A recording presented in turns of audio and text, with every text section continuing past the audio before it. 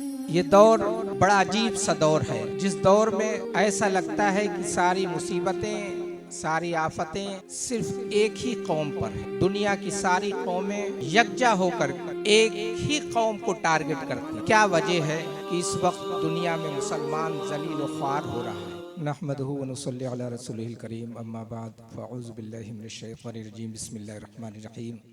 महबूब की महफिल को महबूब सजाते हैं, महबूब की महफिल को महबूब सजाते हैं, और आते हैं वही जिन्हें सरकार बुलाते हैं। और की मोहम्मद से वफा तूने तो हम तेरे हैं, और ये जहां चीज है क्या लौहो कलम तेरे हैं। और एक पत्थर की भी तकदीर बदल सकती है, शर्त यह है कि करीने से तराशा जाए। शर्त यह है कि करीने से तराशा जाए। हजरत,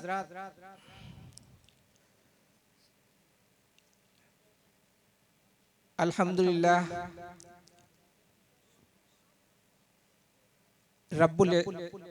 अल्लाह रब्बुल इज्जत का ये बड़ा एहसान है कि उसने हमको इंसान पैदा किया, और उससे बड़ा यह एहसान कि एक मुसलमान के घर में पैदा किया, और उस पर यह एहसान कि अल्हम्दुलिल्लाह हमको सुन्नी सहीहुल अकीदा पैदा किया।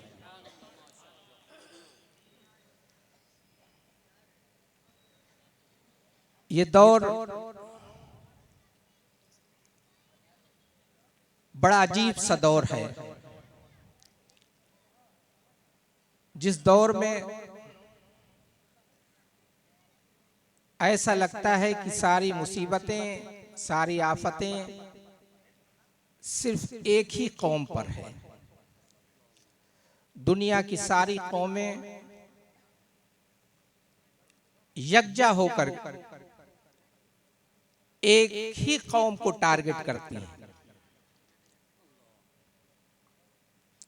क्या वजह है कि इस वक्त दुनिया में मुसलमान जलील व ख्वार हो रहा है, जबकि हमारा माजी, जबकि हमारा पास्ट ये था कि दुनिया की 3/4 हिस्से पर हमारी हुकूमत थी। उसकी वजह ये है कि हम कहने को तो मुसलमान हैं, लेकिन हमारे आमाल, हमारा उठना बैठना, हमारा किरदार वो मुसलमानों वाला नहीं है। हम सिर्फ नाम के मुसलमान हैं। मुसलमान का किरदार ये हुआ करता था,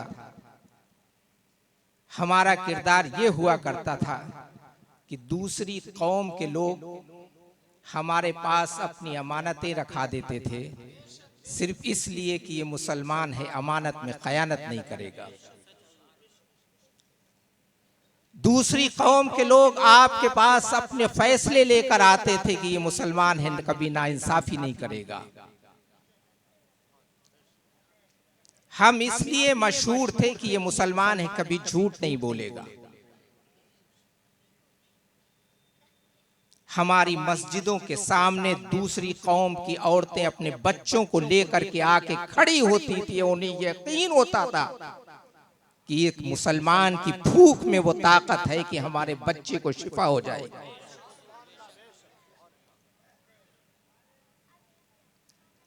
अगर रोड पर पड़ा हुआ कोई पत्थर होता था तो दूसरी कौम का आदमी देखकर कहता था शायद इधर से किसी मुसलमान का गुजर नहीं हुआ।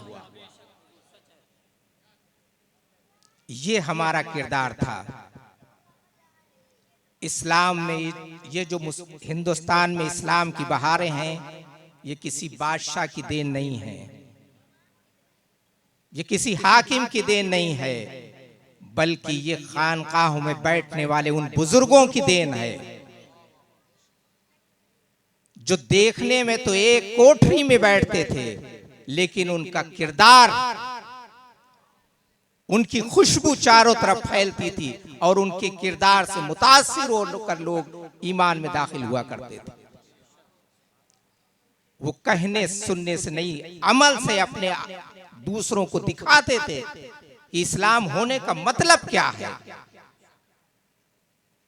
आज हम अपने को चाहे जितना सीना ठोक के इस्लाम पर चलने वाला बताएं, अपने को मुसलमान कहें, सुन्नी कहें, लेकिन हकीकत यह है कि अगर हम मुताला करें अपना सुबह से शाम तक, अपने गौर करें, तो हमारे कोई भी काम मुसलमानों के जो ऐन मुताबिक है वो नहीं है।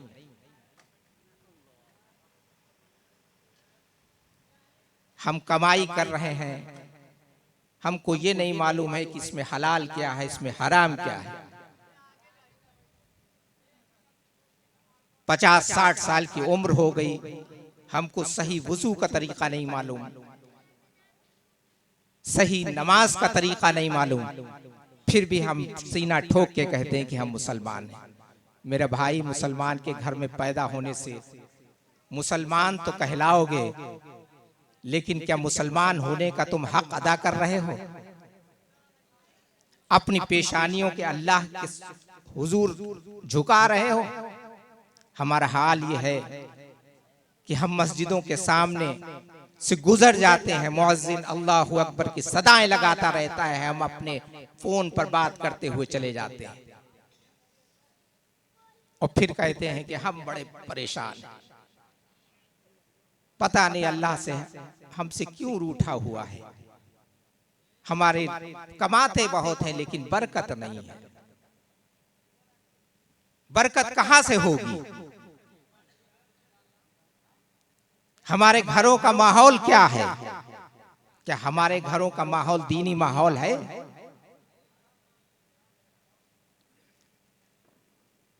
हमारे मोहल्ले के बच्चों को देखिए, जहां पे मुसलमान के मोहल्ले हैं, उनके सारे के सारे बच्चे आपको खेलते हुए नजर आएंगे।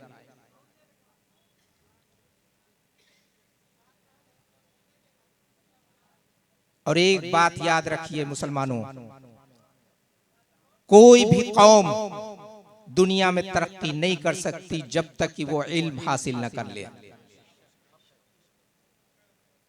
और जिस कौम की शुरुआत इकरा से हुई हो, उस कौम का यह हाल कि हम तालीम में सबसे पीछे। क्या तालीम के बगैर आप तरक्की कर सकते हैं? नहीं कर सकते, हरगिज नहीं कर सकते। अल्लाह के रसूल ने तो इसीलिए फरमाया था कि अगर तुमको तालीम हासिल करने के लिए चीन भी जाना पड़े तो तुम वहां पर जाओ। लेकिन हमारा क्या हाल है? हम तालीम से दूर, न दीनी तालीम न दुनियावी तालीम। मैं ये नहीं कहता हूं कि आपके 4 बेटे हैं तो चारों को मदरसे भेज दीजिए, सबको मौलाना बना दीजिए। अरे कम से कम एक को तो भेजिए। और अगर एक को भी नहीं भेज सकते तो कम से कम उनको इतनी तालीम जरूर दिलवा दीजिए कि इनको हक नाहक, हलाल हराम, सुन्नत वाजिब फर्ज, इसका फर्क मालूम हो सके। ये तालीम के जरिए ही हासिल हो सकता है।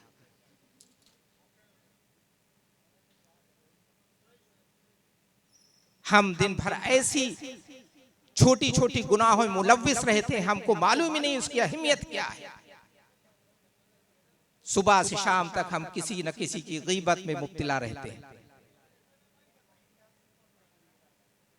हमको मालूम ही नहीं कि हम क्या कर रहे हैं।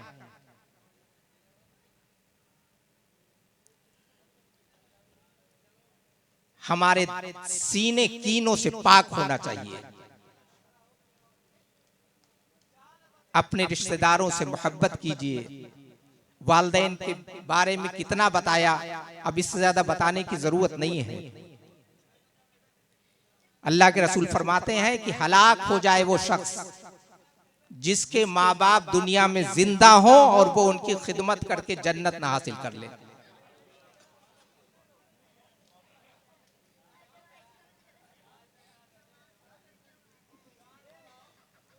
घर से आप निकलिए, अपने माँ के कदमों को बोसा दे के निकलिए, अपने बाप की पेशानियों को चूमा कीजिए। सबसे बड़ा पीर तो वही है आपके घर में। को किसी किस्म की भी आपको परेशानी हो, अपनी माँ से कहिए, माँ मेरी दुआ कीजिए, मैं इस परेशानी में मुब्तला हूं। लेकिन चूंकि हम दीन से दूर हैं, इसलिए हमको मालूम ही नहीं है।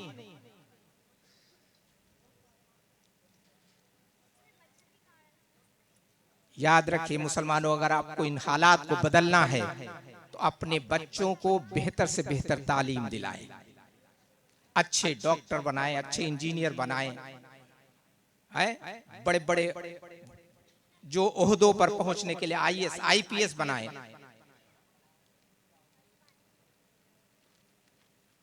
उनको आपकी जरूरत हो, आपको उनके यहां लाइन लगाने की जरूरत नहीं पड़े।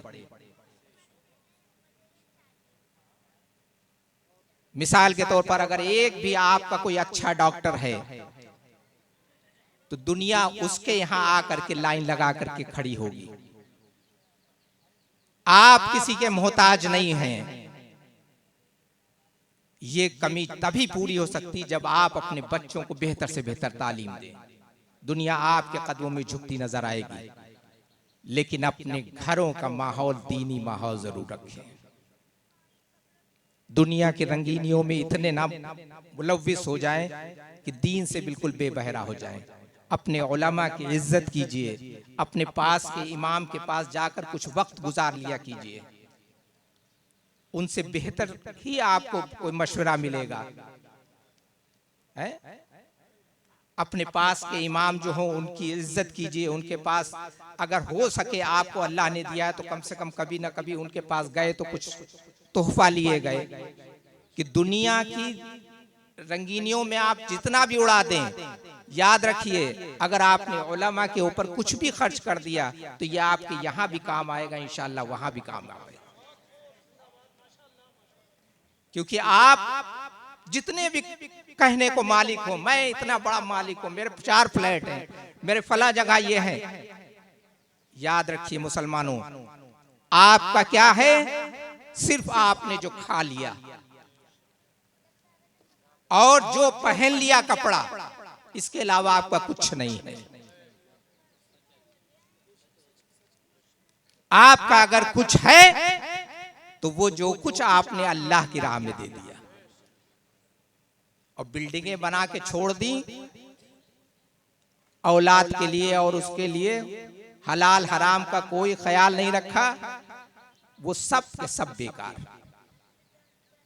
जो अल्लाह की राह में खर्च कर दिया वो भी बगैर किसी रियाकारी के, दिखा के नहीं कि सर्दियों में 1 कंबल 4 कंबल 10 कंबल बांट दिए और फोटो खिंचा करके पूरी इश्तिहारात बांट दिए। यकीन मानो अल्लाह को इसकी जरूरत नहीं है। आपकी 10 रुपए दीजिए लेकिन सिर्फ अल्लाह के वास्ते इस हाथ से दीजिए, उस हाथ को खबर ना हो। और 10 करोड़ दे दिए और फोटो खिंचा करके आपने इश्तिहार छपवा दिए, वो सब के सब बेकार। इसका मतलब आपने अगलों को जलील किया। अल्लाह ने तुमको जब दिया तो इसलिए दिया कि तुम दूसरों को जलील करो, बल्कि इसलिए दिया कि दूसरों के ऐसे उनको इस तरीके से दो कि इस हाथ को दो, दूसरे हाथ को खबर ना। तब तो ये अल्लाह के वास्ते। अल्लाह रब्बुल इज्जत से दुआ है कि हमको कहने और सुनने से ज्यादा अमल करने की तौफीक अता फरमाए।